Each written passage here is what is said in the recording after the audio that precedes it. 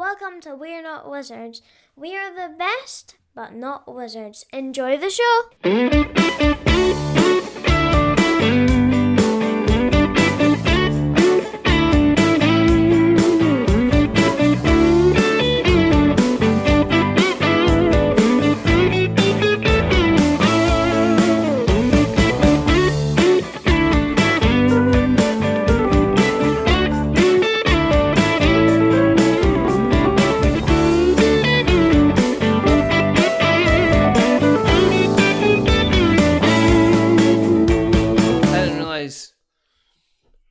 You were constantly just going about in the vest top now. Oh, pretty much, yeah. Yeah, pretty much. Are you just... Is that what you just Geoff Caping it now? Are you Yeah. Yeah. And for those who don't realise, Geoff Capes used to be very well known. Was he not like one of the first kind of well-known kind of strong men who kind of broke through the kind of the fourth wall and kind of started doing kind of TV adverts and televisual appearances because he could actually string a sentence together. That probably did help. Because, yeah. The thing is, I knew Geoff Capes. I don't know Geoff Capes, but my mum's mum had some weird connection. She did something to do with Wimbledon Tennis Club and like sports something or other. And somehow via that knew Geoff Capes personally. And it was just one of those things when I think this was even when he was still doing, I think he was was he a shot putter? Yes. Yeah. I think so. I think when he was a shot putter, and then when like we first ever watched like World's Strongest Man, my mum would say like, "Oh, man used to know him." Is it Molly Sugden's Bridesmaids kind of thing? Do you know what I love the fact is? I love the fact that like if I look at the stats on who listens to the show, predominantly it's people in America. So they'll be listening to this and going, "What? Geoff Capes? Who's that? Molly Sugden's Bridesmaid? Who's that?" They'll have no idea. And I like them to keep the enigma. I like them to go. I don't want to feed them on a platter. I'm not going to put anything in the show notes. No, that's what Wikipedia's for. I expect them to go out and look up what Geoff Capes did. I expect them to look about Molly Sugden's Bridesmaids. I expect them to even look up shot putting. I don't think they know much what Americans care about shot putting, did they? I think it was like one of these sports that's like, I think they had a agreement with the Russians at the time to kind of like, they had the Americans got javelin and the Russians kept like shot putting. No. You know, who was going to win the medals? Eastern European, they were the javeliners. Oh, were they? Jan Zielinski, he was a world record. Really? Still holds the world record, I think. I only know this because I happened to do javelin when I was younger. So that was one of my sports. So. This is we're heading down you take me down a path I can't follow. In fact, okay. Another weird thing. I want to know this. Goldie Sayers. Do you know who Goldie Sayers is? No. She's been up until when she retired recently, the leading British women's javelin thrower. Mm-hmm. And I used to go to school with her. She was in my school year. So. I didn't realise that when you take people away from board games, that actually a lot of the time they're far more interesting than anything to do with the actual board games. Because board games, by definition, quite dull. I hate to break this to you people. I know you're listening along expecting some cardboard goodness, but anyway. I don't think we're going to do an intro. Welcome to We're Not Wizards. My name's Richard. I'll be your host. Joining me... It's Luke Pryor. It is. The wonderful, the fantastic Mr. Pryor Convictions. Oh, no. It's not the wonderful and the fantastic one. That's a different Luke Pryor. Are you the... What are you? I'm the ignorant, selfish, horrible, just downright evil, horrible person. Are you like that one? That kind of edgy... The edgy kind of one. I'm not even edgy. Are you the kind of person that kind of like... Just a scumbag. I'm not even edgy. Push the door into the face of an old woman and say, there you go.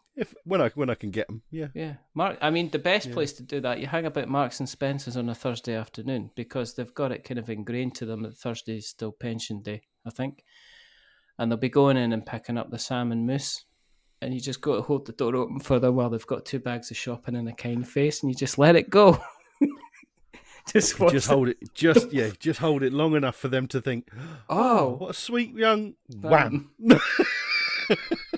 Because the older they get, the bones they just break so much easier. I'm one of those people. You get those like fail compilation videos. Yeah. And they're supposed to make you laugh and everything. I'm just there taking notes as to how I could set people up for them. I'm not laughing at all. I take it very seriously. I think very seriously. I think you have to. I mean, people do. That's probably why there's so many there. There's probably a network. There's a forum out there of people to say, look, it's January 7th. You know what that means? Get out there with your squeegee bottle full of cold water and start spraying some pavements, folks. Let's ice these bad boys. Let's ice these. Such a beautiful time of year. Such a beautiful time of year. Because it gets everybody. It's magical. Yeah. It's like I look at snowfall in a very different magical sense than everybody else. I look at it as just broken coccyx, grazed hands, burnt out rubber on tires, frustration. Oh, it's great. It's just fabulous. People not being able to go to the toilet. It's the best kind of time. It's a wonderful time to be alive. I mean, you're allowed to be nasty now. It's being edgy, aren't you? Because otherwise you're awoke. Don't know what that means. Don't want to get into it. I'm 41. I'm not allowed to know what it means. I'm not allowed to have an opinion anymore. And if I dared to have one, it will be the wrong one for somebody. So I just don't have them anymore. I can't even remember how you spell opinion, let alone have one. I don't even want to guess.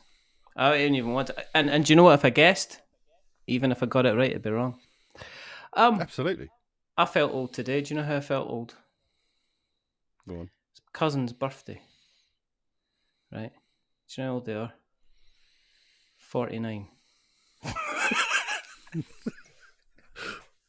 You got me beat there. You got me beat there. I don't. Oh no, actually, yeah, I do have 49-year-old cousins. No, I have. He's just like that. Yeah, I have older than 49-year-old I just wonder. cousins. I think. Am I not past that? Do we not just have to call them auntie? Do they not kind of like?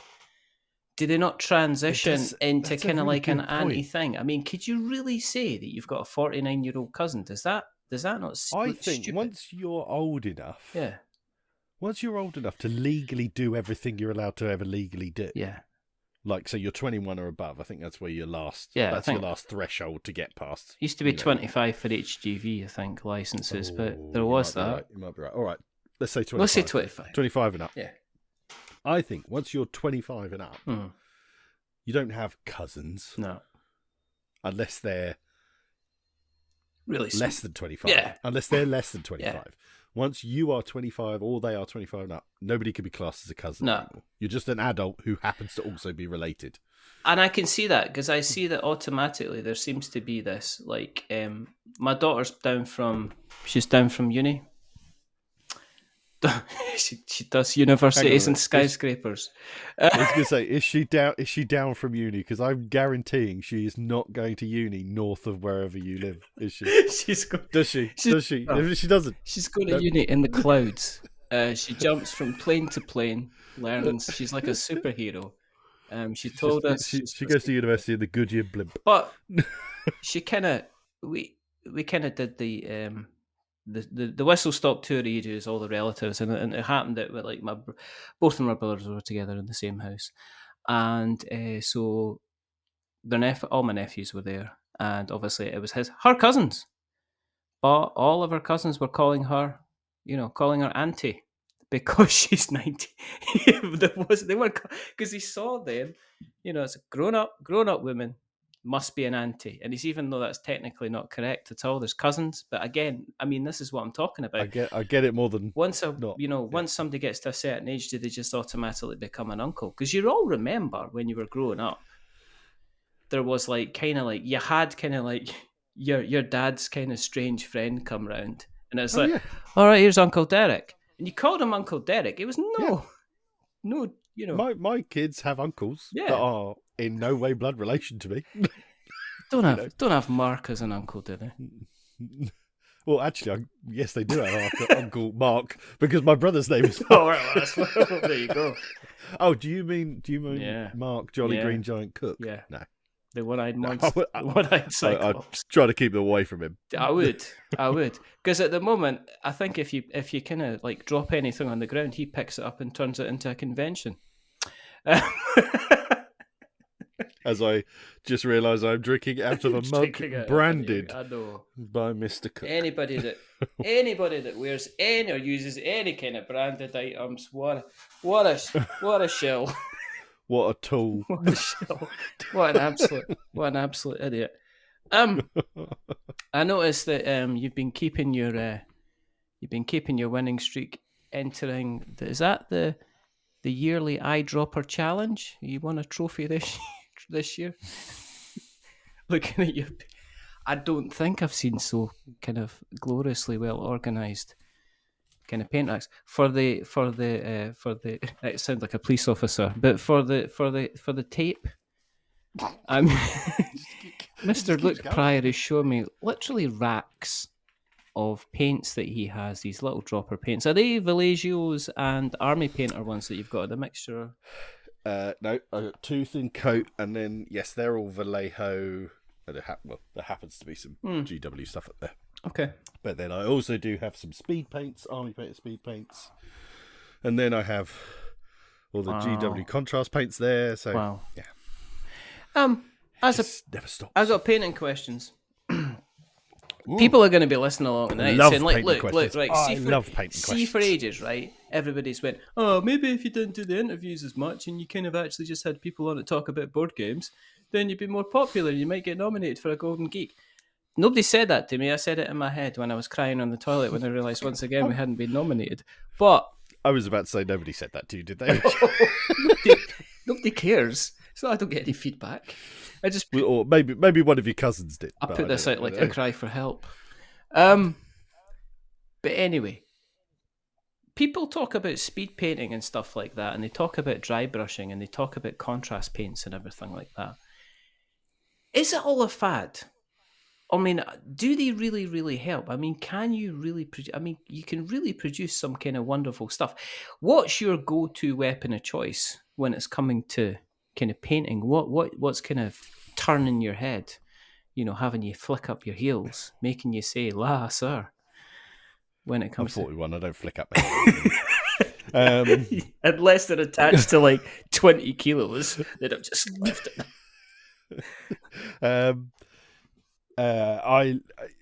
I've been painting minis right. since I was somewhere around 10. Right, okay. Back when you used to get, and you still get them, but yeah, Humbrol enamel paints. Do you remember seeing them in the little? Yeah. They look like a little proper paint tin, and they're a nightmare. No shaking or stirring in the world could make that actually combine into two solid to one liquid. And on the other side of oil and pigment. And on the other side of it, no cleaning fluid in the world could get that stuff off anything at all. You got that on the carpet, as I learned, right? You're having to get nail scissors to get rid of that stuff. You get a new house to get rid of that stuff. Burning. Not even a new carpet will do the job. No. In fact, in a second we'll get to what we were asking. Yeah. But in 30 odd years or 31 years of painting, I have never gone to the lengths to try and figure out truly how to use Humbrol enamel paints. So that actually I might even try and do. I have no idea how to fully use them. I think as I get older and I realise there's a build-up of like coffee and various juices on my teeth, I might actually be tempted to use the white one. That's true. Give myself that killer Ryland kind of smile, which I always find amazing with people that have kind of like got the new teeth, and they're just like, and you know what it's like? It's like they're learning to talk again. And it's amazing. No, I mean seriously, you see them on tele, and this is again like you shouldn't like that.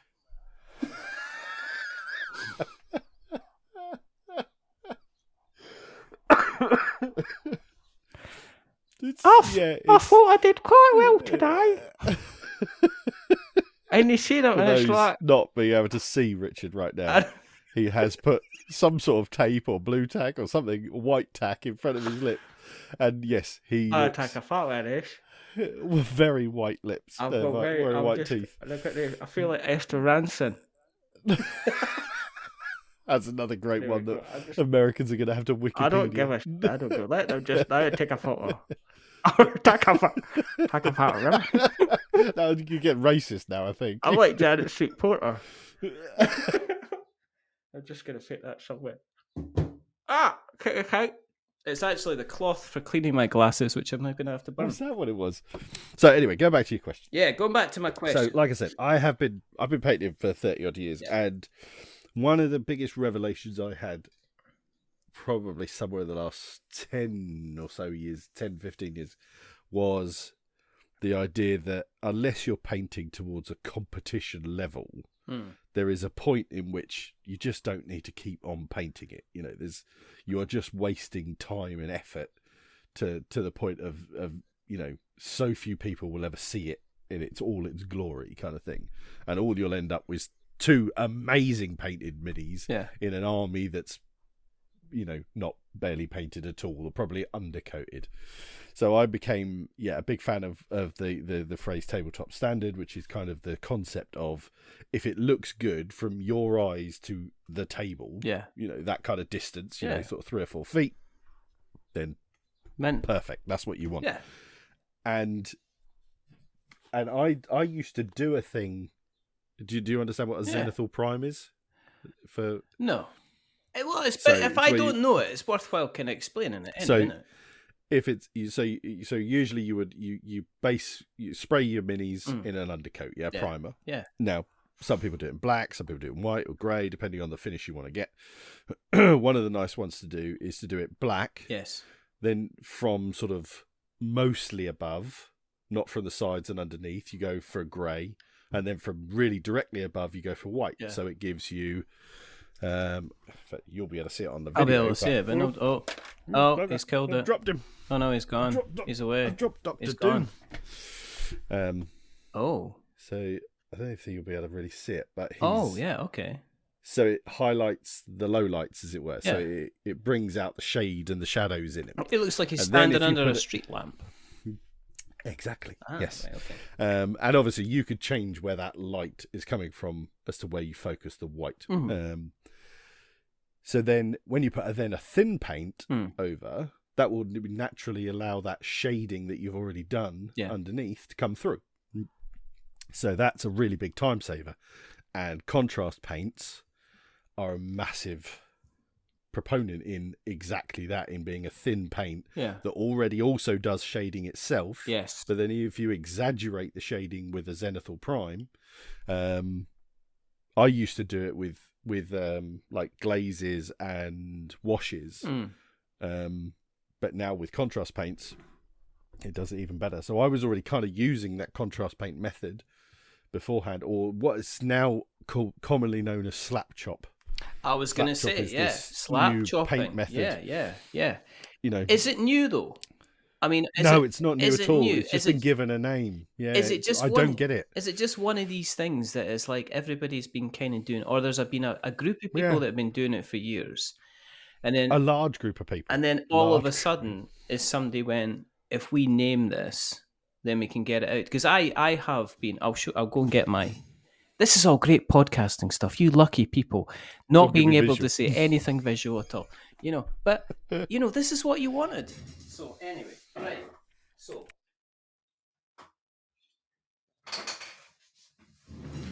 right. Here's my efforts, okay? I'll put these up here, okay? Now I think did you send me some pictures of these a while ago? Yeah. Oh, look at you with your Space Marines. And I'm gonna see. Right? You've done a good job, people. I'm looking at a solid painting mini.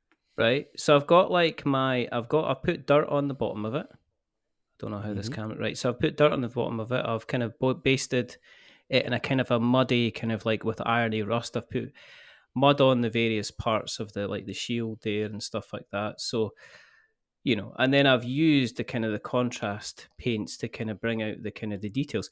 I was quite proud of that, but then I'm a bit of a, I'm a bit of an artist myself. I think. Do you know what? The one I'm kind of the one I'm most proud of is my boat. A boat. My boat. A boat. So he's got toys galore on these shelves that he keeps going back to. He's got models and all sorts back there. Because I got Armada from Mantic Games. Oh yeah, I forgot. Yes, yeah. Now see, for things like this, contrast paints are just such a dream. So good. Because like for when you're just getting into painting, like when you get to small scale. So what for the people who can't see what he's just shown me, he's just shown me from Mantic Games. They made Kings of War Armada, which is a naval ships. Yeah. So and if you imagine, even the biggest of ships are like as long as your index finger kind of thing. They're not long at all, but they're very detailed and they're really nice little minis, aren't they? Yeah, they're lovely. So just paint those. That's really daunting when you're just getting into all this stuff. But contrast paints just make it so easy. Just all that the contrast paint goes into the recesses, highlights all the planking and the decking, and it just looks lovely. The guns and just beautiful. Yeah, really good. The only mistake I wish somebody had said to me, look, if you want to do, my only problem with my Mantic stuff is that I painted it after I put it together, which I think for certain things, because of the intricacy of this thing, take the sails off. You almost like have to take the sails off. You almost have to kind of like break them off and put them back on again, which is a kind of like a difficulty. Painting it was a joy because it is. I mean, you're literally looking at. I've got four base colors here. So I've got my brown in my ship's hull. I've got the blue of the ocean. I've got the grey whites of the sails, and then I've got the gold of the kind of the decoration. So you put that on, and then if you put some contrast paint over the top of it, as you say, you get all the kind of the depths and the kind of the shadows. I have been watching some of the slap chop kind of stuff, and I'm tempted to go back and do it. But my problem is that, when I'm painting, I'm a bit of a... I know I understand the tabletop standard, but you get kind of like a bit of a perfectionist where you kind of go back and you keep touching it. And sometimes you just need to put it down and put it away. That's absolutely fine. But that's one of the good things about tabletop standard is, so like say that unit of Space Marines you've got, I could see some bits that I would have said, like if you'd said to me, if you'd asked for critique, I'd have said, right, the next thing I would do to these would be da, da, da, da. Yeah. And that's the point. You can get them all to that standard that you've got them to. Yeah.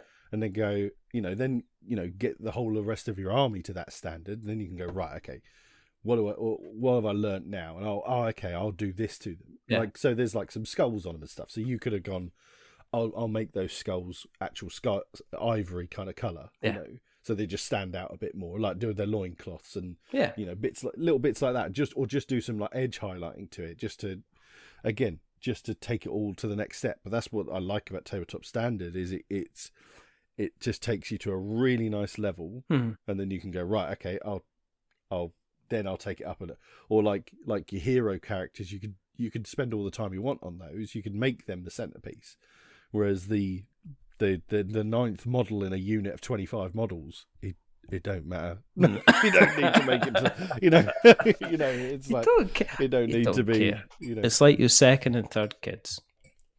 The first one you cotton wool them. Second one, as I've heard this said, you're letting them play with knives because you know what I mean. You want to watch this? You want to watch Terminator 2? You can do that right after Bluey. We'll stick Terminator 2 on for you. That's fine. You can even watch, and if you're bad, I'll make you watch Terminator 3. And if I catch you outside, it'll be Terminator Dark Fate. Who knew that the Schwarzenegger films could form the basis of of bringing up your children? The basis of parenting. I know. But there you go. So, no, I'm enjoying it. I find it very zen. I find it very kind of passing the time. And I think I'm going to continue. I need to kind of get back into it because I've been playing kind of like a reasonable number of games at the moment and getting them to the table because I've been writing for Tabletop Games Mag, which has been incredibly good fun. And it's been kind of interesting. But I've got quite a few games to the table. What about yourself? What have you got to the table recently in terms games-wise that you've kind of liked or not liked? Or I'm in the middle of a campaign game, which has been really awesome because I haven't played a lot of campaign games. Not since I was an adult, anyway. Yeah. And I had life, but I said to a few of my mates, like, I've got this game. how about we settle for like once every 2 weeks? Yeah, we'll do a session on it. And everybody was like, yeah, cool, I'm up for that. And so we're in the midst of ISS Vanguard from Awakened Realms, which is kind of essentially Mass Effect. It's that kind of world, that kind of style. I've heard very, very good things about it. That's, am I right? It's quite story driven. Very story driven. Yeah. I don't think, like, I've seen when we were learning, how to play it and stuff. I watched some of these like playthroughs of it, and they did some of the what are called operations, which are like they're ones you can play as a one-off. And I'm sure they're fine. I'm sure they're fun. Yeah, but I think they would lose so much of what ISS Vanguard is about, and it's this overarching story that we're playing through, and the kind of struggle of it all, because it is brutally difficult. It doesn't hold your hand at any point. So yeah, I think you lose a lot of what's appealing of it. If you just try to do one-offs, What kind of game is it? Because one of the things people talk as a campaign game, but they don't actually say, well, at its core, is it a dungeon crawler? Is it a skirmish game? Is it a mixture of the two or the three? It's not even. I mean, it's almost like an efficiency puzzle, because the way. So each planet you go to, so you've got your big like folder, which is your ship. Yeah. So you're sort of managing all your sections of your ship on there, but then. And you've got certain resources and certain things, little things you've got to, balance and stuff on in that front. But for the most part, that's all fundamentally just kind of theme and progression. Then you go down onto planets, and that's where all the kind of story is really coming through. And on these planets, it's always broken up into sections, and you never know what it is you're there for. Yeah. It might be a different thing each time, a different sort of challenge that you're trying to do. But the main thing is you've got what are called section dice. Yeah. So each person is kind of one of the fundamental, obvious sections of a ship. One person's security, engineering, science, and recon. And so we're all slightly better at certain things.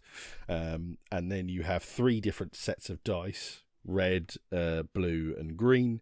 And they're kind of, again, they lean towards certain things. And each of us have, although we all have some of each dice, some have more and stuff like that. And we've slowly got more dice, and those dice have different faces on them and stuff like that. Yeah. And you're really just going around all the time doing all these dice tests. That's all you're ever really kind of doing. But they're also like those dice are your life counters. They're almost like your stamina and stuff like that. So you're in this constant efficiency puzzle of like, oh crap, I can't move to this location because you need to spend a dice to move to that location. Yeah. Steve, you've got a jetpack. If I use one of my little the cubes that some people have, if I use one of those, I could tag along with you, so that'll save me a dice. And like it's like I say, so an efficiency dice puzzle is the best way to describe it. And if you played just one of those, I think you'd be a bit like, what's it about? Yeah. But because it's done, although fundamentally each one of the planets is kind of essentially the same, the way it kind of pulls you, pushes you, does things that just suddenly unexpected, and it's like, oh wow, I didn't see it doing that. And without trying to obviously make sure I could give any spoilers or anything, but yeah, it really does. It uses this very kind of basic system to do lots of different things, and it's if you get a chance to do it, it's really worth it. It's like, but it is a commitment. That's what's interesting about it, because I do see people selling it on now, but I don't see people selling it on because they're saying it's crap. Or I don't hear anybody kind of going, "This is a dire game," or "This is not worth your time." It's just it's another kind of crowdfunding bloat kind of game. Yeah. It's sat on the shelf. It's not though, is it? It's a kind of like, it's a campaign. It's like Frosthaven, Gloomhaven. Yeah, I mean, exactly. and people are talking about Oathsworn. I mean, we're all talking about these kind of big, huge kind of campaign games that are kind of coming out, and I see people kind of getting rid of them and going, oh no, don't get me wrong, it's worth 200 quid. Yeah. But the issue is that I can't get, me, Frankie, Billy, Bobby, and Joe all together on every second Tuesday night. And it sounds like you've kind of got you got that kind of crack that you've kind of managed to have a commitment. Yeah, I mean, them. we've had plenty of times where where we've been like, oh, someone's like, oh, I'm away this week for work and stuff like that. Life's got in the way because we're all, for the most part, married with kids and adults and stuff like that. Yeah. So, yeah, but fundamentally, yes, we're all good, and it's ticking along nicely, and we've said, we've all really enjoyed it, and we've got some other ones kind of, around that we're like, oh, okay, once we finish this, we'll take a break for a little bit and just play some normal games and stuff, and then we'll start another one, Yeah. When all these people that have got like 5 or 6 of them sitting I don't get that. Yeah. It's like, and I know they bought them with the best intentions. You do, don't you? But then eventually you sit there and go, Jesus Christ, there's like 1,200, 1,400 quid sitting on that shelf. I know. I could just get rid of it. Yeah, exactly. And people will buy it. And the interesting thing is, I think there are people that will buy it with the kind of the road to hell, as in they'll think, well, I can get all these people to play, and then it'll sit on their shelf for 6 months, and then it'll go somewhere else. There should be some kind of study into how many different homes does like a game like this kind of end up to, and what percentage of that game is actually kind of played. And I reckon that the number of homes is probably going to be about 2.5 to 3, and I think the percentage of game that's actually going to be played is like 10, 5 or 10%. People will play a couple of games. With you talking about the continual test, it reminds me of a game that I kind of want to get to the table, which I've had for a while, called Unsettled. Oh yes, which is Orange Nebula, which basically is Orange Nebula do some fantastic. I've got there's certain companies that I look at their games and I go, I am going to get this or make sure I play this game at least. There's Elzra Games that do all the Catacombs games. When they put something out, I'm just like, I'm all over it. I've got literally a kind of a catacomb full of catacombs. And then I've got like Vindication, which is the first one. But Unsettled is literally you go to like a sandbox of different planets, and they each have their own kind of atmosphere or creatures, or kind of low gravity or high gravity, or there's acid everywhere, or there's monsters that will kind of like tickle you to death and kind of things like that. And you've got to kind of like, based on teamwork and based on dice rolls and stuff like that, it's like you said, it's like an efficiency puzzle, like you said, for ISS. So you've got to kind of like make it through to the end of the planet. So that's kind of like Unsettled's obviously in a much smaller kind of bite-sized chunks. It's not a campaign, is it? No, it's Unsettled. More like tapas. It's like a small bowl of it's a small bowl of like chorizo and mushrooms, and then the next bowl is The dog thinks it's a campaign. The dog clearly very opinionated on this. It's a campaign game. It's being very, very good until the dog next door. The dog next door comes out. Do you know what it's like? Do you know that meme where the guy goes, "What's your name?" Oh. And I'm not going to repeat it. I don't know what you mean. Yeah, you know the one shouting. Yeah. What's your name? What's your name? That one, yeah. He goes, "You better not bring my mother into this. I built that fire over there." And they're from Boston. Boston is so brilliant because they've got the pure Boston accent. "I built that fire over there. You better not bring my mother into this." "Then do you know what I did?" "What?" It's just amazing. So that's what happens. The dog next door comes out. It goes, "I know your name, but I'm just going to wind you out." And that's what happens. And that's why we get the poor, precious little kind of Arlo, who was sitting on my lap before you joined us. So, but apart from ISS, is that the only game you've been playing? Or you been getting anything? No. Been playing some Heat. Ooh. Good old Heat. Is it? What else have we been playing? Is it good?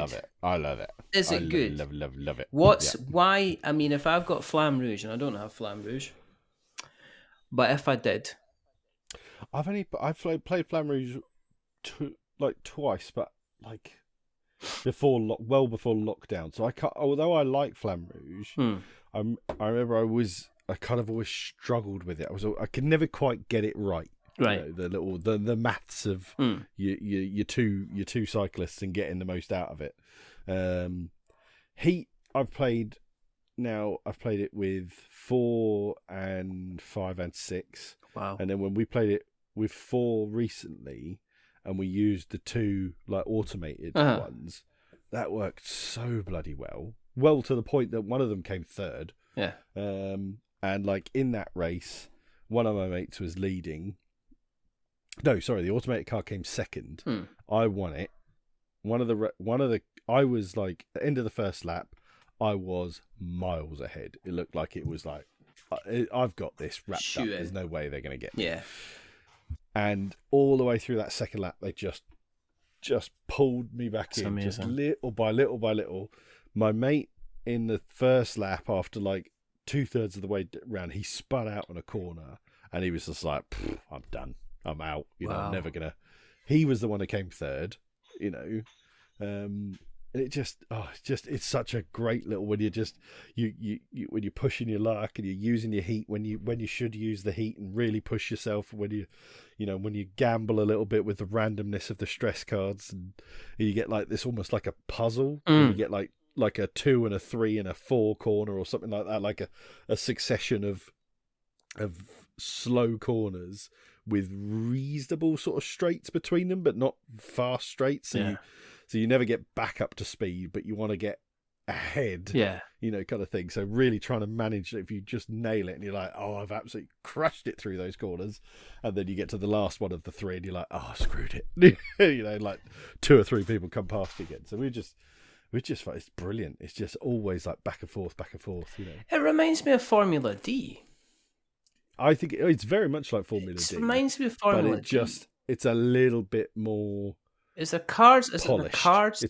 It's polished. Yeah, it's just polished. You just like Formula D, although you had the dice with only like a range, it was still the ranges were still too big. Yeah. It was still too random kind of thing. And also once you kind of got ahead in Formula D, the catch-up mechanics, if I remember rightly, they just weren't there. And once you were ahead, you were ahead. Yeah, You had to really screw it up to get here. But they've got it just right, you know. Yeah, no, I'm just interested because I still hear people talking about it. It was like when I hear people talking about Earth and people talking about was it as well? Arnak as well. And I'm just wondering how many of these are people just going, oh, we got to get this and have it to the table. And then another one, next thing you know, it's kind of, what is interesting is that over the last couple of months in the in the group, the UK kind of tabletop UK sales and thingy group, or the B and TCG or something like BGT&C UK. BTG&C UK. BGT&C UK. I'll have a gin and tonic. And a packet of peanuts, please. It sounds like what you want. I'll have a bit of just please. And can I have a bag of nuts and a pint of Coke because I want to spill it on somebody. But I have seen certain things like Arnak kind of coming up for sale, but it seemed like everybody was like, "Whoa, Heat's amazing," and then everybody still keeps playing it, and it's really interesting. It doesn't seem to have kind of gone down the kind of I bought this and I've not really managed to kind of get it to the table, which is kind of interesting. The automated races work so well that even when we used them in that first game, we had 2 races that night, and all of us said like I'd happily if it was just me and a mate, and he said he really wanted to play Heat, we'd happily play Heat, us 2 with 4 automated drivers. It worked that well, you know. And there's enough interaction and stuff like that as well. Absolutely. Completely. Oh, yeah, well and truly. That's what you want. Yeah, just sort of ducking in and just trying to get that corner before somebody and stuff. Yeah, it works really well. Wonderful. What else have I been playing? What else have you been playing? Oh, Foundations of Rome. Oh, okay. So, My interesting thing about Foundations of Rome is I got... And also... What's that? Marvel United. Look at how many... There's like literally... It's so much. You've got more Marvel United than you've got paints. Do you have a problem, Luke? I've got many, many problems. Do you? My wife has more problems because my problems are her problems. in a weird sense. Right. Under my my impression of Foundations of Rome is it's a fairly light-ish game with big boxes, big pieces, and lots of table impact. Am I think wrong? Foundations of Rome is the best game that pisses me off more than any other game out there. Wow. Because I hasten to use the word. Yeah. But it's near perfect. It's the near perfect gateway game, I think. Really? If gateway isn't some weird derogatory. It's really funny. Gateway is a gateway term? Are you being gatewaying by using the term gateway? To me, right? Gateway was a supermarket from the 1980s. I used to shop in. Oh, yes, it was. And eventually became Safeway. It did become Safeways. And did it not get bought over by Sainsbury's? Who knows? Morrison's, I think. Was it Morrison's? See, might have been Morrison's. It's only been recently since we actually had Morrison's up here. Why is it perfect then? Why is it so good? It's just... Supermarkets aside. Crap supermarkets aside. It's just it's fundamentally so simple. There's only in your turn you do one of three things. Yeah. So you either make money. Yeah. Buy a plot of a whatever, or you put a building on one of the plots you've already got. All right. And it just then you get this brilliant. So like, as you know, as I'm sure you know, there's little buildings and then there's big buildings and stuff like that. So when you're playing it, you can replace a building that you've already got out there, but it has to be bigger than the building. The new building has to be bigger than the one that was there. Right. So you could replace 2 1-space buildings with 1 2-space building, or like a 1 and a 2 could be replaced by 1 3. Yeah. So as long as fundamentally the building that lands there is bigger than anything that was there before. So you've got certain buildings that just kind of give you points every turn, or certain buildings that make you make more money. Yeah. And then certain buildings that will make you more money in relation to other buildings around them. So as the game goes on, suddenly, like if you put some of those out too soon, or some of your bigger buildings out too soon, people know like, he's never going to be able to move that building, and that building's never going to change. I'll put this point scoring thing here, and I'll just keep getting load of points. Yeah.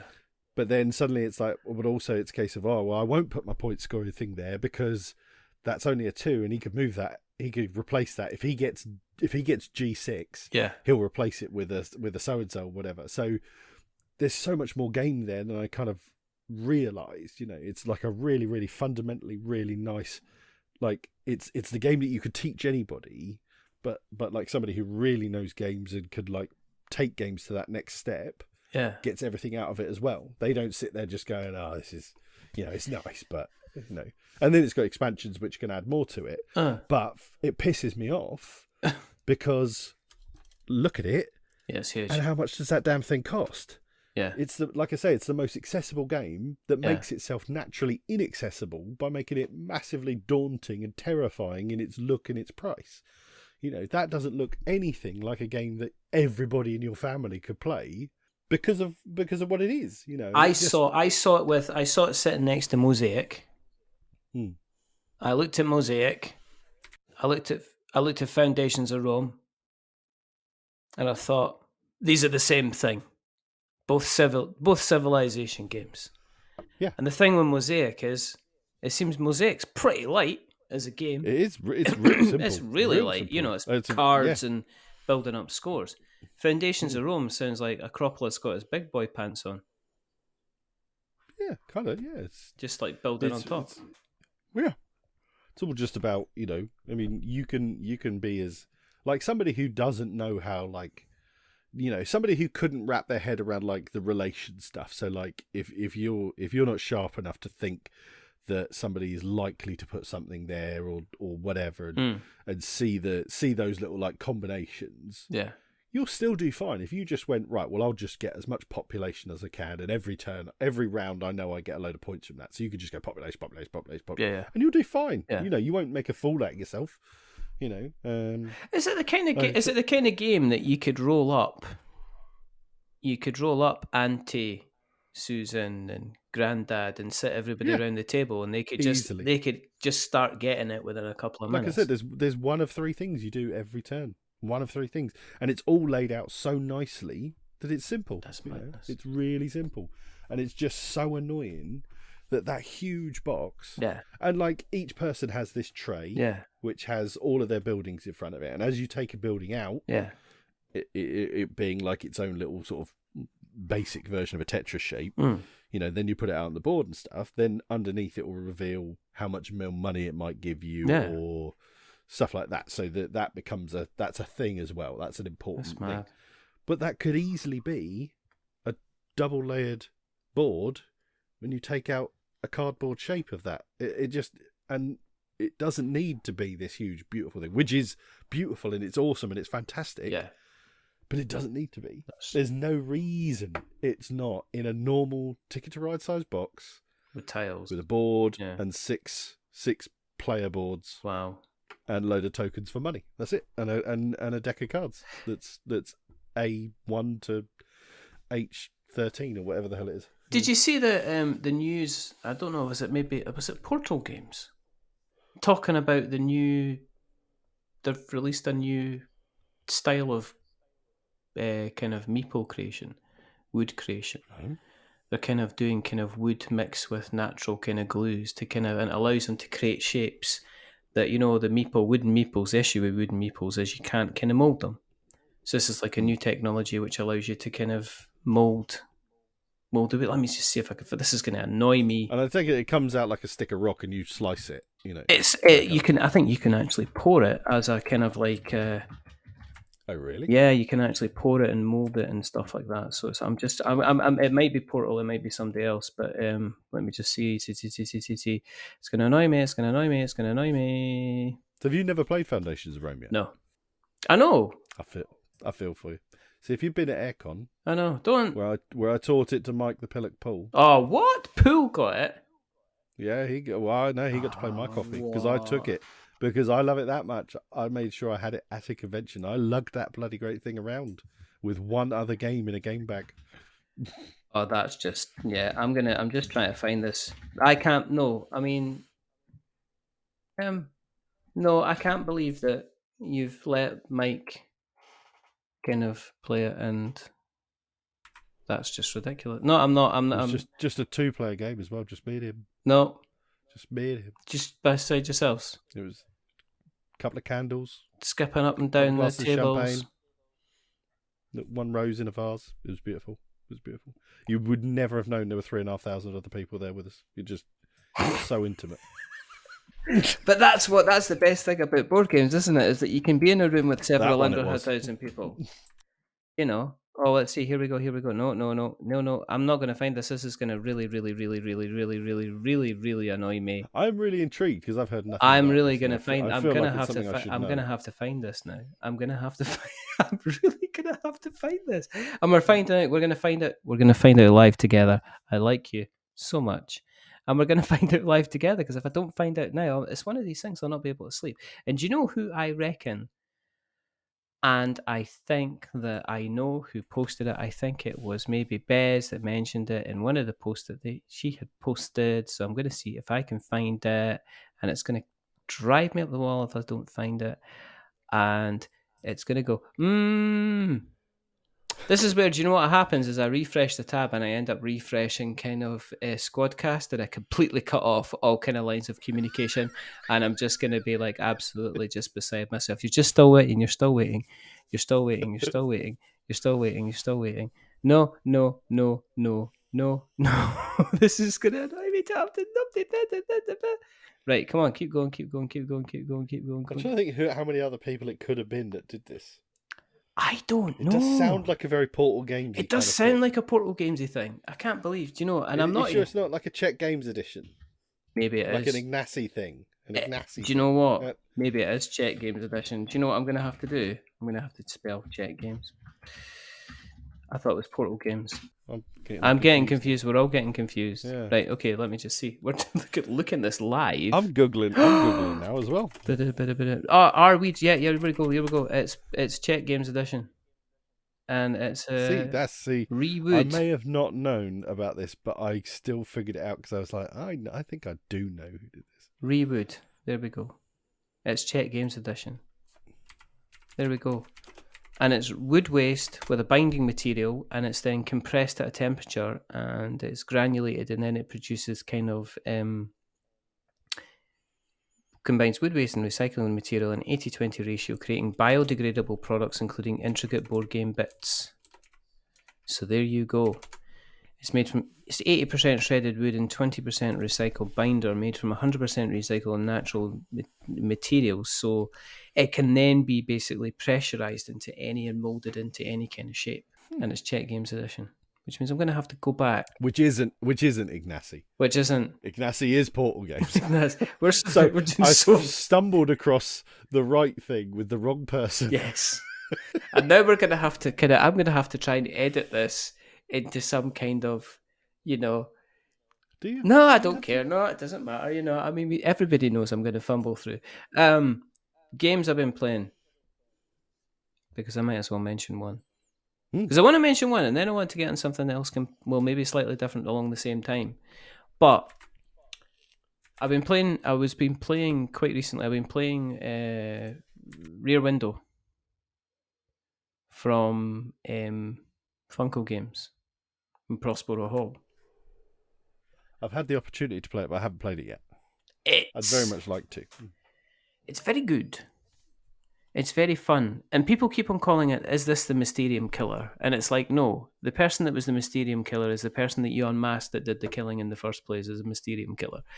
I don't like this whole thing where what they do is they kind of like a new game comes out and they go, oh, is this the Codenames Killer? Is this killer? And it's just like, no, just, it's like, here's another good game that sits in that genre and does it kind of very, very well. I'm a football fan. There's always the next Ronaldo, the next Messi, the next Beckham.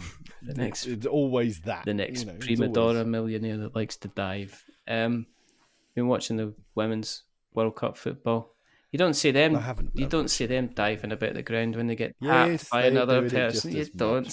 Not quite as bad. No, it's quite as bad. They're not kind of like it's like watching like kind of people auditioning to go for an Oscar. I'm surprised half the footballers aren't on strike with a SAG-AFTRA kind of strike happening going, because they won't be able to roll about in the ground and pretend their legs being cut off and somebody accidentally tapped them. But anyway, Rear Window. It's okay. So here's a game that I played with my middle two, the auntie in the middle one. She's gonna kill me. But we played it once, and then straight away we played it again, and then straight away we played it again. So we played it very, very quickly in kind of like quick succession. And like in one night? Yeah, well, literally one after another in an afternoon. Nice. So we know it's a good game when you just like, because you've kind of got like the director role, and the director is kind of like, if I'm comparing it directly with Mysterium, I guess the kind of the role of the director is similar to like the role of the psychic or the medium, handing out clues to the other players to let them decide. But what you're doing is you've kind of got like 4 boards, which pretty much represent the four times a day, and then the 4 rounds, and then you've got cards that you place. You place down a total of 8 cards, and in those 8 cards, you're trying to help the people because it's a cooperative game. Kind of. You try to help everybody kind of figure out whether or not who lives in that apartment and what they're doing.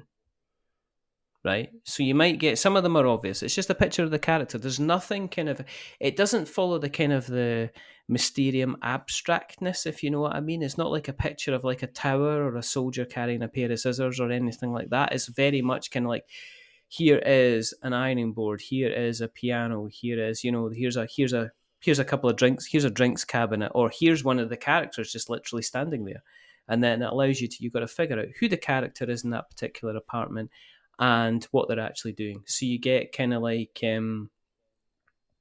you've got kind of like they've all got kind of like different roles. The heartbroken, the kind of the drunk, things like that. But you try to figure out from the pictures that you kind of put down.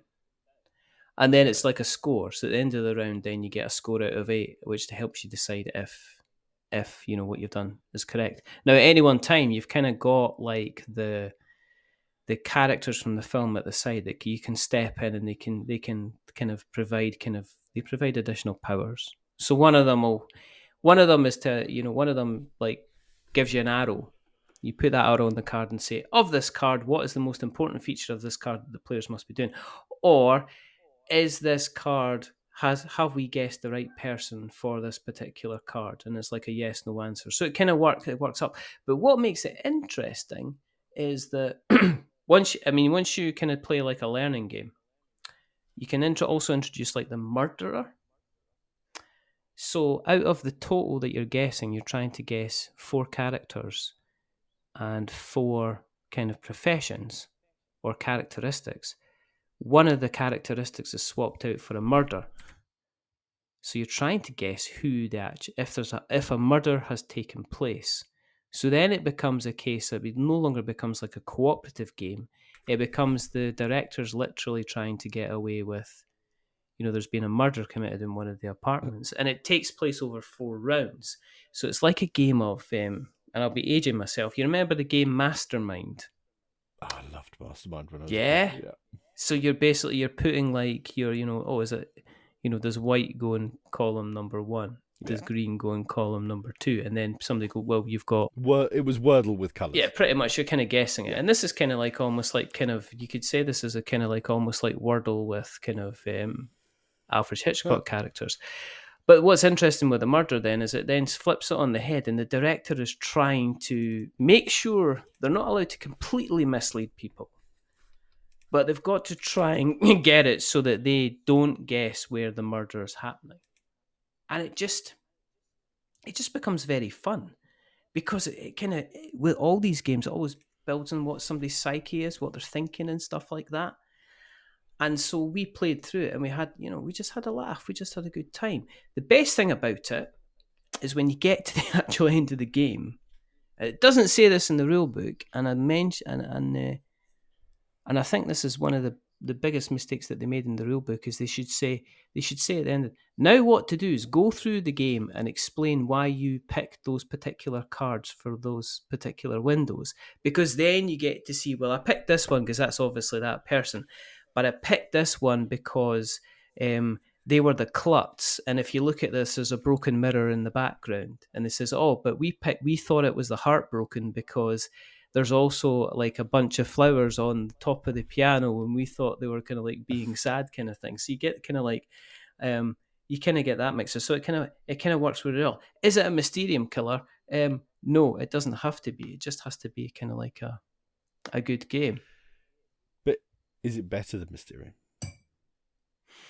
So I had issues with Mysterium. I like the fundamentals of what you're doing in Mysterium, but Mysterium I think is one of those ones that can...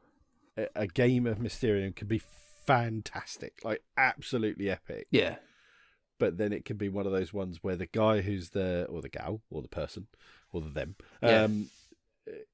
who is the, what are they, the spirit, or whatever it is? Yeah, I think it's a spirit, yeah. The medium, yeah. So, the cards they get are just, you give them nothing, and you're just like, oh, well, that's, it's got something, but it's not the main thing, and it's, you just constantly feel like you're leading people down the wrong path, So how they get around this in Rear Window is if you get a crap card, then you've got the ability to mulligan your cards by you play like a clapper board, and that allows you to kind of clear out your cards and draw kind of new ones. And also, you've got the ability, you don't have to play every card face up. If you don't think a card is suitable for that particular, or any of the windows at all, you can play it face down.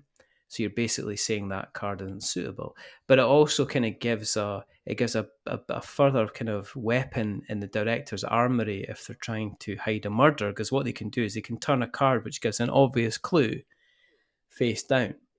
And then how you mitigate that is with the extra kind of character powers that you can play once a game. You can then, one of them is unveil a card that's been turned down. So it does get that. But yeah, my issue with Mysterium was it's like me doing intros in that I start off saying something and then I take it in the intro of every show, I take it down to a different direction and eventually, mention the guest's kind of name. And it's also, but the problem with Mysterium was like 3-2-1 with Ted Rogers.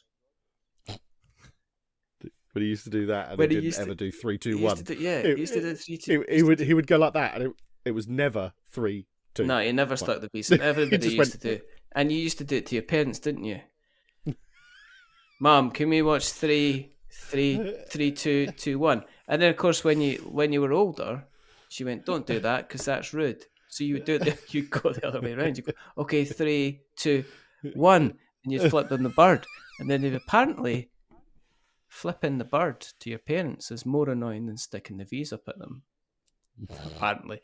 But anyway, who knew? 3-2-1, Ted Rogers used to be this part on the show where they used to kind of get this obscure clue and then tie it back into them kind of having a holiday or something like that. Yeah. And it was absolutely amazing. That's what I based my entire intro for the podcast on, is the ability to spin a clue to come up with a kind of a guest name at the end of it. And that's how I felt sometimes with Mysterium was you had, as I say, you had like a knight under a tower, like holding a set of scissors or a sword or something like that. And I was kind of like going, does that mean I was stabbed? And it's like, no, you were pushed out of a cliff. And I'm just like, this is rubbish. So it's less abstract. And it's good fun. That's good.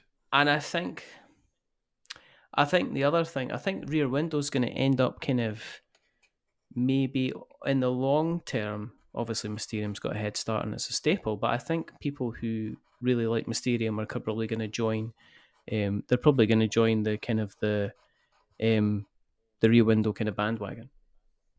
I don't see a lot of people play Mysterium anymore. I think it's kind of like, is it not kind of like one of the, we don't want to play, we're sick of Catan, can we play something else? And then folks say, what about Ticket to Ride? Oh, we've played that before. Well, what about Mysterium? Do you think it's in that wheelhouse? Oh, I don't know. I think it's close.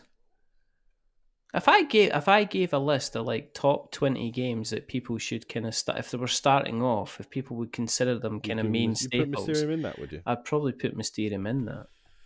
I think it would be there. I think that is lofty. It's not lofty to say the least. Well, I personally don't think, it's absolutely amazing because it can be too abstract. But at the same time, I'd be surprised if it wasn't kind of people did put it in there. You're probably right. I think a lot of people would put it in that sort of category of it. It's very easy to recommend because it's one of these things. Fundamentally, what you're doing is simple. Yes. In practice, not necessarily simple. And sometimes in practice, it feels like it's actively working against you. Like I said, it's like it's, but it's one of those things. I think it's a little bit probably like Betrayal on the House of the Haunted Hill. Everybody knows, or it's very kind of widely known that sometimes you could just get one of the ways that it pans out and it just broken nonsense. Yeah. But every now and then it's just chef's kiss gaming. Yeah. It's just perfect. It's fundamentally fantastic and everybody loved it and you'll refer back to it for years afterwards, I suppose Mysterium does kind of sit in that kind of thing. When it works so well, I think everybody has a good time, and I can bring somebody in to play. I could bring anybody in to play Rear Window, and I could probably bring anybody in to play Mysterium. But in terms of, if you're talking about, is it a Mysterium killer, in terms of maybe accessibility, because it's not abstract, I think it kind of works a little bit better. I think that I could just say, right, here's a clue, And then you would get people kind of going, if they didn't get a clue, it'd be like the obvious one that were kind of like, I said klutz because there's a broken mirror in the background and there's a broken glass on the floor. And it's like, oh, I thought it was heartbroken because there's like a series of flowers there and there's a bottle of wine that suggests that they're quite sad. But it's not like the case where you're kind of like going, oh, but I thought it was this because there's a blue mermaid up there and there's the sun shining and it's like causing all the icicles to melt. And that's what I felt with Mysterium. It was kind of like you were kind of, and sometimes you were stretching. And if you didn't get if you weren't on the right wavelength with the individual, then you could be lost. You could be at the end and it wouldn't be nothing to do with your fault. You could get the wrong cards, as you say, crap cards. You couldn't do anything with the cards and you get stuck for a round while people are kind of also kind of racing up the track. You know? Yeah. It's one of the beautiful things that Rear Window and Mysterium definitely does is every now and then you like you said, somebody will say, oh, well, I thought you meant, and you're just like, You thought, what? What kind of lunatic are you? It's like when somebody sits there and goes, well, yeah, but that had a picture of a mug in it. And when I see a mug, I think of brutal murder. You know, and you're like... One of the... we had that because one of the pictures was like, there's a picture of like one of the old style cameras on the tripod stands. And then next to it, there was kind of like basically a whole banquet of food. And like, we won the game, but we guessed cameraman, we guessed like photographer. And they went, no, it's like a foodie. And it's like, why? It's like you were looking at it. And it's like the entire, like 3/4 of the card is full of like a huge table of food. And you looked at the camera and went, right, photographer. Final answer, lock it in. It's like the 1% club. You know, that kind of thing. Definitely missed what the obvious kind of clue was. What about games you want to play? Is there anything at the moment that you're kind of, because I've not got it here. I've got it downstairs, which is just a pile of rule books that I've got to go through and learn, and I'm just like... there are some games I want to play. In fact, here is one of them. Let's see. Valbara. I've had it for a little while, off the recommendation of one Mr. Dan Hughes. And yeah, I really want to get that played. I really want to get some more minis gaming played. I haven't had a chance to play some mini games. I've got a lot of stuff for a game called Dead Zone, which is a Mantic game. I want to play more Mantic Armada. Yes, more Star Wars Legion. Yeah. And what was it? Me and Elliot wanted to play a game. I want to play more Rumble Slam, which is a game I love very, very dearly. Seems to be a game you bring out every kind of like 6 to 8 months, and then you kind of like your entire Facebook feed for nothing is just like full of like kind of like, and he hit him from the top rope and he took his and he's sending him to hospital now, and there's drama behind the scenes now, and it's all gone amazing, and I'm just like going, this is amazing. But I'd never hear anybody else kind of talk about it, and it makes me think that it doesn't actually exist as a game, except in your imagination. Up in my noggin. Up in the noggin. Yeah. Fantasy WWF wrestling is just... I know.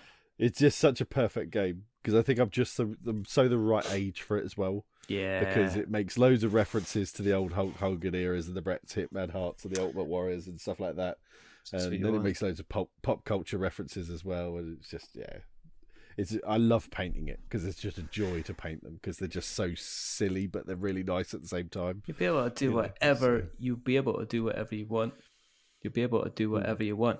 Personally, I'm trying to look at, and I'm determined to get this played, Dwellings of Eldervale.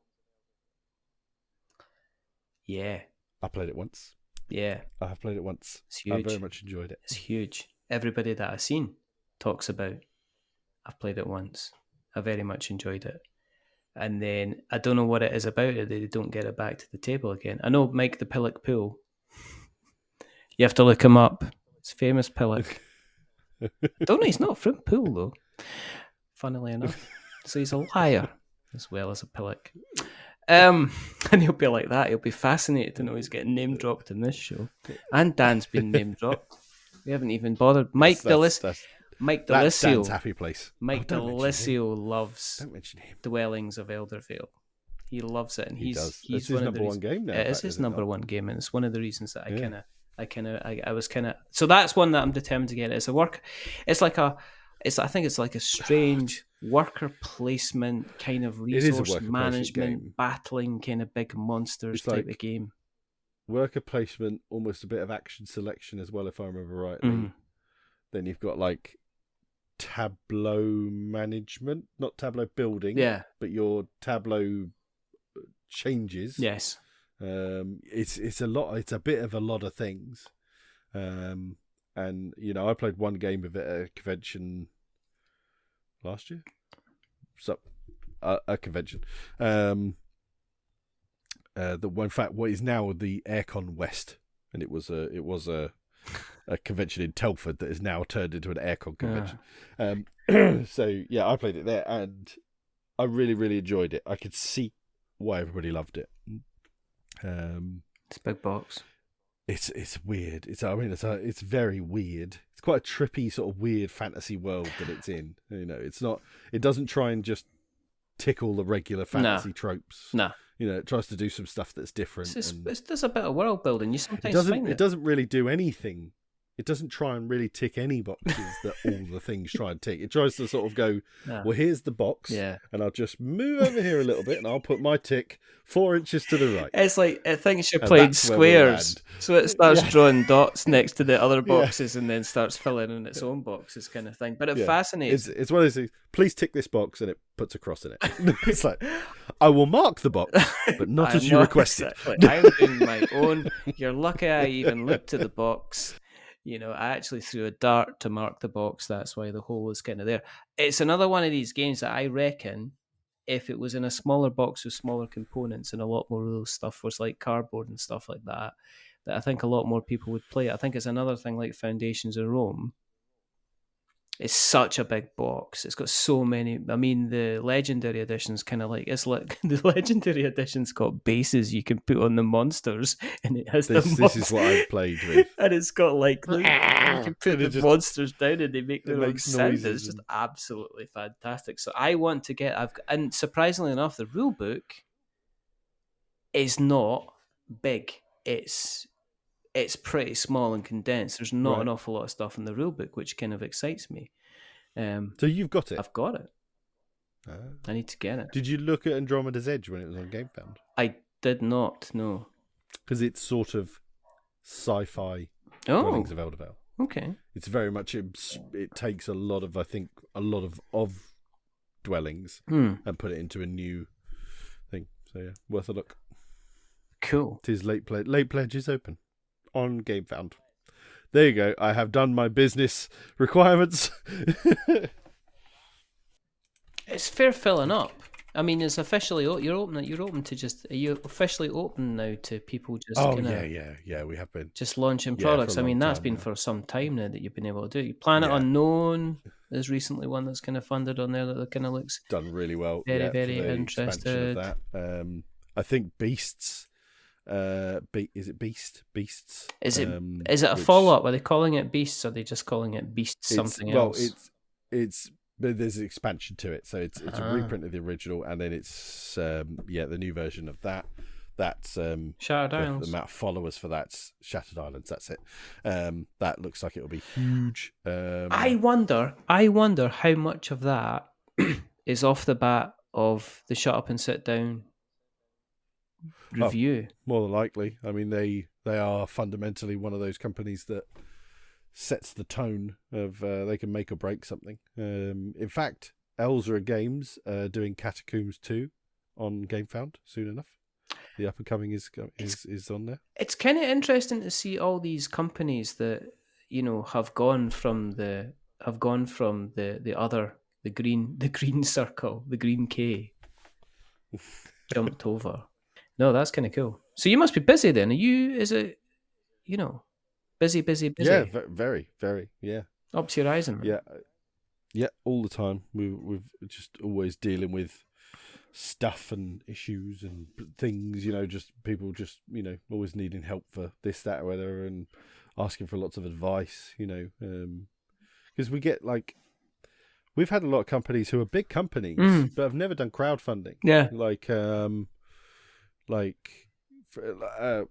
of my, I suppose, career highlights in a weird sort of sense was we dealt with Keyforge for their relaunch of Keyforge from Christian Peterson with his company Ghost Galaxy, I think it's called Ghost Galaxy, which when he left, left Fantasy Flight, kind of finally passed it on, and he acquired Keyforge.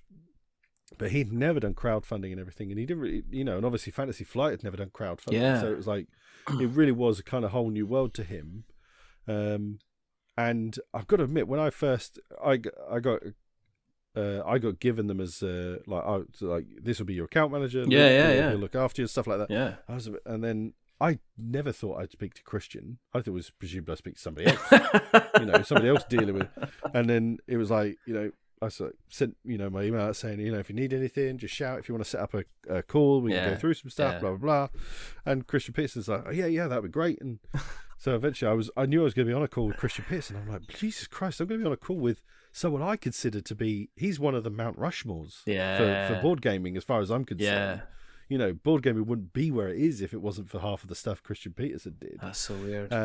And I've got to admit, I kind of thought, is he going to be a bit? He's not going to be a particularly nice guy. He's going to be a very CEO. He's going to be a very top dog kind of bloke, he's just one of the nicest people I've ever met. He's such a sweetheart. Super humble. Really nice. No kind of airs and graces. That's who you want. And just it was just so nice. And he's giving me so many compliments for the stuff that I've done for him and helped him with and stuff like that. And I was like, bloody, that's a real awesome. I was real proud of myself for all that sort of thing. And it was just so nice to meet somebody who you think, this is an uber cool person, but I'm not sure I actually ever wanted to meet you because I'm not really sure you'd probably actually be all right. Actually, you're really nice, that kind of thing, and that's one of the things I've loved about working for GameFound is, I've met so many cool people in this industry, in fact, somebody we were talking about who has been on your show recently, Seppi Yoon. Yes. Just mad as a box of frogs. I love him. Seppi's brilliant. He's brilliant. He's coming back on the show. People. We're doing, Really? Why? Yeah, Why? because. Why are you doing that? We're doing your that. numbers. That's not going to hurt you. That's not going to do your numbers any good. You can't have them twice. Of course it can. Because then people will think, oh God, he might be on a third time. Well, there's a potentiality. I mean, it's going to happen. I mean, we're going to do our Thelma and Louise special. He'll be Susan Sarandon and I'll be Gina Davis. And there'll be headscarves and just driving about, talking about board games. It's going to be a live thing. I imagine Seppi is going through his headscarves right now to choose which basically, and it's under the proviso that he learns how to make a burrito before he comes back on. He's got to learn how to make a burrito. Yeah. Come on, Seppi. I know. It's not rocket science. It's not. He says he goes to burrito truck. You design games for I know. How difficult can it make a burrito? How difficult can it be? But then you're a bit of a cook. I am. You're a bit of a cook. So I mean? But even as a cook, you understand what's fundamentally difficult and what's fundamentally easy. I assure you, wrapping a whole load of stuff in a big tortilla ain't rocket science. I think we need. I think his ears are going to be burning when he hears this one. I told him I was coming on. Did you? Oh wow, this is going to be amazing. So yeah. Well, basically, no, but I mean, Seppi's one of these people. I didn't really know Seppi. No. I knew his company, but I didn't know him. I hadn't stumbled across him on social media. I don't know really how I'd never come across the character of Seppi. But just what a lovely bloke, and just so many people like that. That's what you want.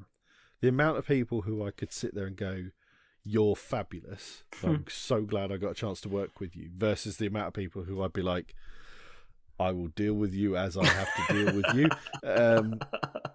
I mean, it's like 1% to 99% of fabulous people, And And it's just, it's brilliant. Awesome. It's great. Awesome. I wouldn't change it for the world. Awesome. Well, it is time to disparoo, because I was like going, it'll be an hour. Then we'll run out of things to say. Then I was thinking, potentially, we could just keep going. Part 1 of Volume 1. Part 1, Volume 1. Well, we did do an episode before, but we've done. It's like, I mean, I think when I went away and then came back, you were one of the first people I went, I'm going to get you back on again. Yeah, the first you one won. Yeah. That's true. It. This might be my third game. This might actually be your third go. So, if people want to find you on the internet webs, where do they find you on the internet webs? Where do we find anyone on the internet webs nowadays? You know what I mean? Not on Twitter anymore. No problem. You might find me on SpaceX or whatever the hell it's called now. The porn channel. I'm not on Pornhub. I got all of that taken down. Wow. You can find me on Standard Tabletop, which is my YouTube channel, which you very rarely see me on, but I do intend to do more. I want to do more. It's just all the time and effort. Yeah. I've got a new camera, which is nicer, and it definitely worked better, and I got better setup and stuff. So, but other than that, you find me on Facebook. You'll see me on Facebook. I'm always around. He's always hanging about, painting things. What he does is he runs about, goes into shops, down again. Goes into shops, steals stuff, primes it, paints it, puts it back on the shelf again. People are just amazed, and then it sells for more money. So it's a win-win situation. Doing everyone a favour. And when Luke's not doing that, you'll see him. I was going to say in a vest, but he's probably in a vest all the time now. Just in a vest, lifting stuff, doing the Geoff Capes, then putting it back down again. That's where you'll find him. If you want to find us, go to the internet web, search for We're Not Wizards. You'll find us in all the different worn out faces, places, bright and early for the daily races, and on our blog, we're not wizards.co.uk, on our podcast, we're not wizards.com. We're just floating about like it's kind of like that kind of thing that people all scramble away when they see it in the swimming pool. A wee job on the surface. A wee Scottish job. And if you like what you've heard tonight, then please drop us a rating or review on your podcast catcher of choice. And as always, don't give us 10 stars, because I am fabulous. I am in print. I mean, I can imagine people like actually, we'll put this one in print. Because, we don't want to make him any more big-headed. But at the same time, don't give me 0 stars, because it'll make me cry. Give me something in the middle, like a 5, because it's average. And I'm just a little bit average. But the person's not been average. We might have been here before. It's Luke Pryor. Thanks for the guesting. It's been a pleasure. Thank you for having me. Always lovely. There's 2 more things to do. First thing is to remember we're many things, but we're not wizards. Are we wizards, Luke? I think I am. Okay, that's fine. I'll let it go. It's always a matter of time. And why not to slip through the net? They always do. Surrounded by wizards. I'm like, you know what I mean? I feel like thinking of starting up some kind of school. And the second thing is to say goodbye. So it's a goodbye from Luke. Say goodbye, Luke. Goodbye. It's goodbye from me. Remember, stay safe, roll 6s, make something awful, get yourself. Tell us if you've listened along tonight and any of the games that we've played, you've been playing those games. Tell us about those games that you've been playing, because we want to know. Until the next time, goodbye. A wizard is never late.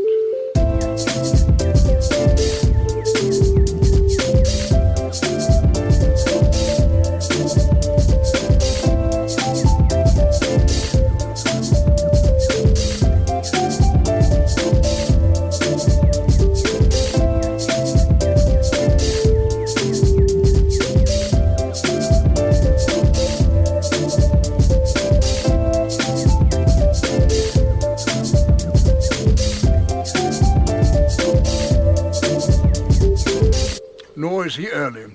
He arrives precisely when he means to.